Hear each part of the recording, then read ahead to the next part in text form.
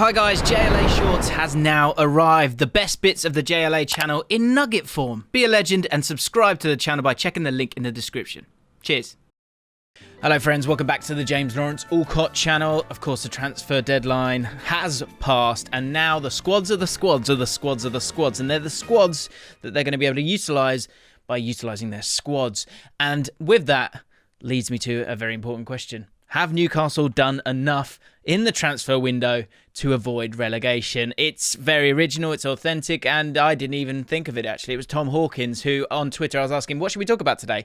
He said, have Newcastle done enough in the transfer window to avoid relegation? I thought, that's video worthy. Tom, congratulations to you, my friend. Pat on the back. So let's talk about that. Because, I mean, look, the top line is like, they're definitely staying up because I know football is a stupid comment from me. And what I do think is actually the relegation situation is very, very exciting, actually. Very, very exciting. Because you've got so much variance in terms of the amount of games that have been played so far. You've got a lot of teams that have an element of belief there.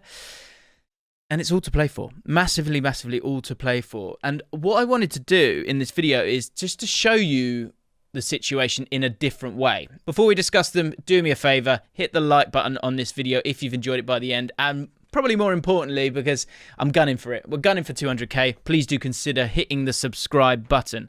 Right. So as I say, Tom put forward this. I thought it was really good because look, everyone's talking about Newcastle right now and they have spent a lot of money. In the video I did yesterday reviewing the deadline day signings, or some of them, most of them, I actually said at the end of the video I was going to say who won the window. And I think everyone's kind of right when they're saying it's Villa or it's Newcastle. For both of them, in particular Newcastle, it all comes down to the fact of do they stay up or not. But the interesting thing here is that, of course, so many teams have got so many games still to play, right? You've got so many, you've got Burnley there with 18 games so far this season. Then Norwich have played 22 already, but they're off the back of 2 good victories. You've then got to think about the fixtures that these guys are going to play down the road as well. So with that all in mind, I went to a Twitter account that I absolutely love. It's called The Other 14. So this is The Other 14. Now, this is a baseline tracker that is up to date at the moment. So I think the important thing for me to do now is explain what the other 14 is about. The idea of the other 14 is to put in place some sort of table that reflects the difficulty of games that teams have played so far, and in particular focusing on the other 14. There's a link in the description. Go and follow them on Twitter because it's always really, really interesting to see what they do. But in terms of this baseline tracker, let me explain it just a little bit better by showing you how they've explained it. It's the best way I can do it. There's no better way for me to do it than doing it this way. So let me just realign. Here we go. There it is. Gorgeous. Lovely. Okay. So with this baseline tracker, the point system for the baseline tracker table is based on the fact that there are 13 home games against the rest of the other 14. And are the most likely for scoring points. These 13 games give a baseline score of 39 points. So the idea is that you've got to win your own games, and you've got to win your bloody own games. Everyone knows that. So with that in mind, there's an idea that if you win all your home games, you're going to get yourself to 39 points, right? Points dropped in the home games against the rest of the other 14 count negative relative to the baseline, that starting point of 39 points that they expect every team outside the Big Six to get, and thus getting 39 points. Points gained in away games and against the Big Six, home or away, count positive relative to this baseline. So the other 14 table shows the progress of each club against their baseline 39-point schedule. Clubs with a positive score are ahead of a schedule towards 39 points, which means safety, doesn't it, a lot of the time? I mean, you'd be amazed if 39 didn't give you safety this year. Clubs with a negative score are behind the schedule towards 39 points. The result is a table which is a more realistic view of how each of the other 14 clubs are doing at any stage of the season. Okay, so hopefully that makes sense. Let me just read the second bit of it. It is a more realistic view because it smooths out the impact of difficult runs in the fixture list against the Big Six, which come at different times for each team. It compensates for the fact that the spread of home games against the rest of the other 14 through the season is different for each team. Some teams will have all their easier home games in the first half of the season. Others will have it in the second half of the season. So the first half of the season can be harder or easier. There you go. Later in the season, when FA Cup games or postponements create games in hand, the the impact of these games on the standings is minimised. At the end of the season, the baseline tracker table will resolve to match the points totals of the other 14 teams, offset by the 39 points. So there you go. Go and follow the other 14. It's always really, really interesting to see what they do. They also do it with players as well. Let me have to scroll just for a second. So things like interceptions and things like that. It's a really, really good way of seeing how players and teams are doing. So go and check them out.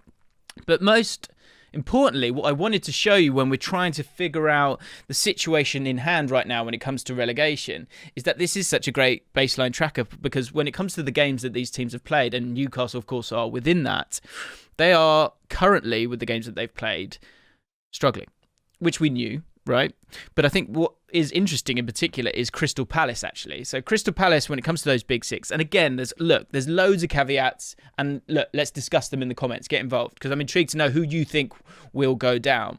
But what is always something that we don't really look at, but is so fascinating, I think, is the fact that, and it will get blown away as well, you know, I say this every single year, the teams that are doing well start to falter, the teams that are doing badly up until that point start winning games, and it's amazing.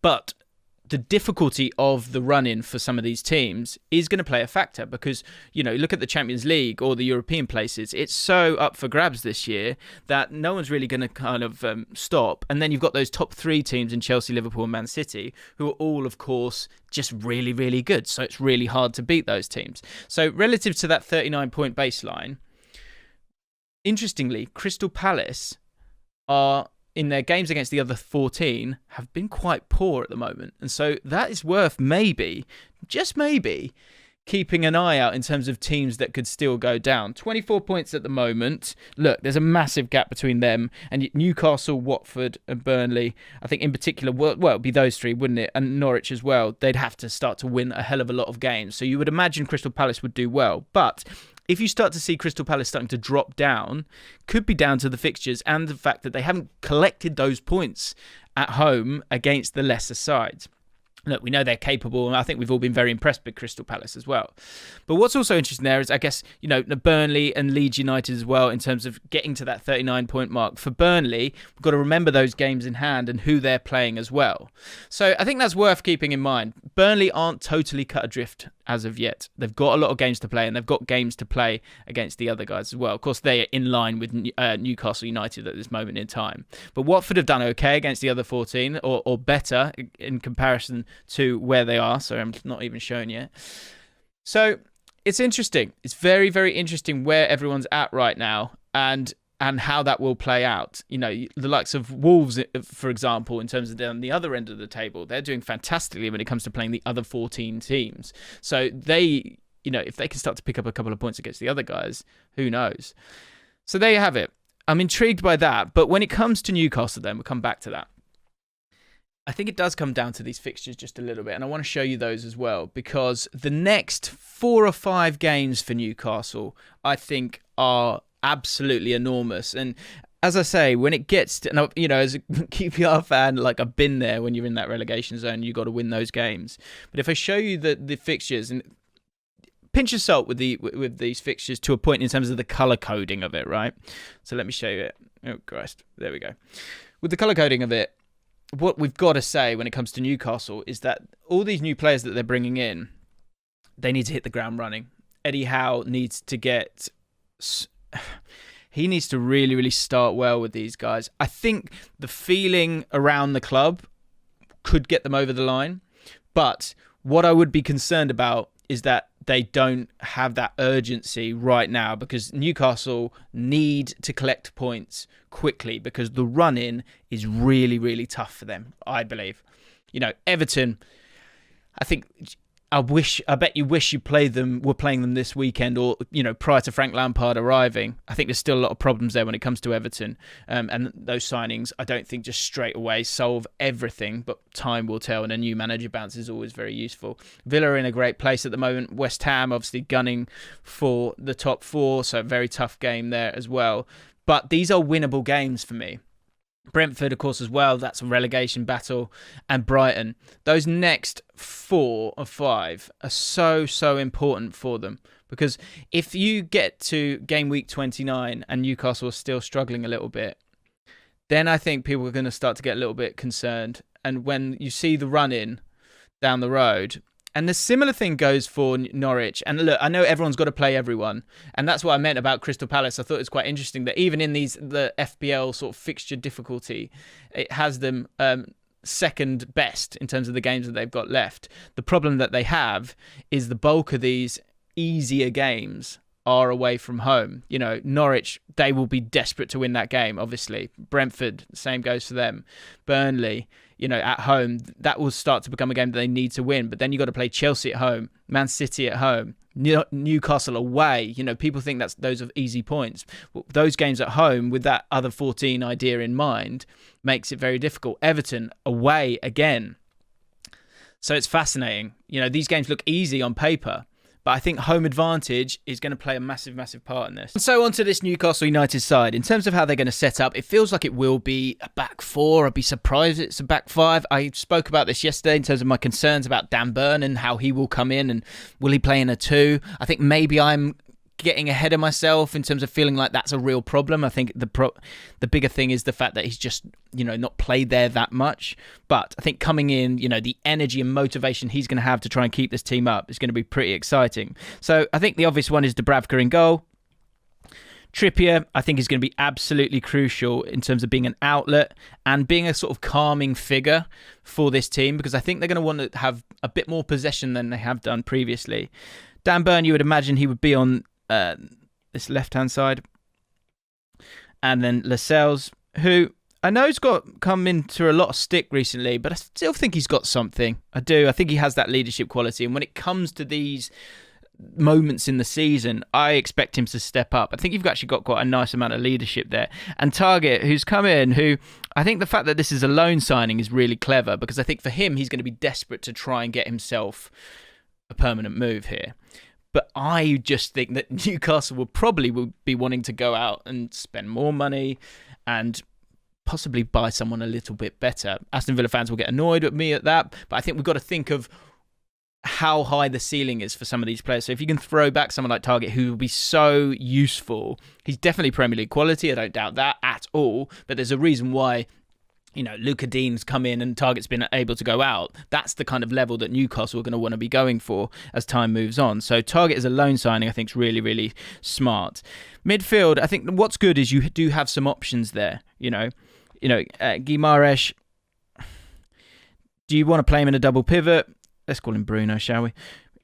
I've spoken about this. I think him alongside Shelvey, I think it will be quite fluid at times in terms of who drops in and who goes beyond. I think Shelvey's... The reason I play Shelvey as that deep-lying playmaker is that I just don't see him driving with the ball at all. So you're going to have to sort of have that ebb and flow. I did a video on this, which you might have checked out. So I think that's the understanding there. The third position there I think is interesting because you've got the option of someone like Willock.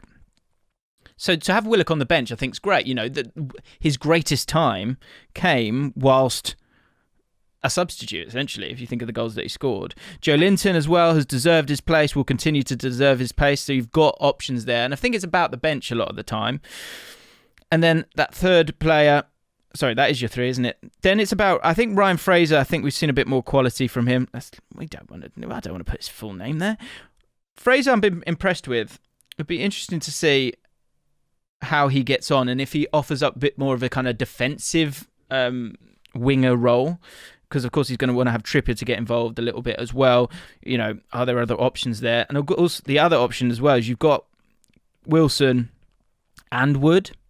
So is there a way where you play this maybe like asymmetric front three, where you play Alan St-Maximin out on this left, which is where you obviously want him to be, but maybe defensively you bring Wilson over here and you work it that way. You could even utilise someone like Willock in that, so that he kind of does that work. Willock could actually play over here, I think, as well, as a bit more of a defensive option. So they have more options, they have more balance, they're going to be able to stretch the play better, they're going to be able to hold onto the ball a bit better. As I've said previously, you've got people who can keep a hold of the ball now a lot better than they have done. Wood as well, as I said, Alan St-Maximin. Previously, it was Wilson and it was Alan St-Maximin, it felt like, because Shelvey, he will be better on the ball because he won't be alone. by having Bruno in there with him. Will they stay up? Here's the final kicker, I think, that's difficult for Newcastle fans, or it's something that's at play, is that Newcastle are big news. Newcastle are huge news, right? So for teams like Norwich, who I think their next couple of games are really important as well because they need to kind of continue with that belief. No one's watching. No one's putting any pressure on them right now. If they put up a fight, they're buzzing with it.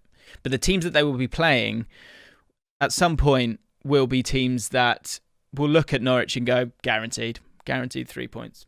The perception of the opposition towards Newcastle is different now. It will be different.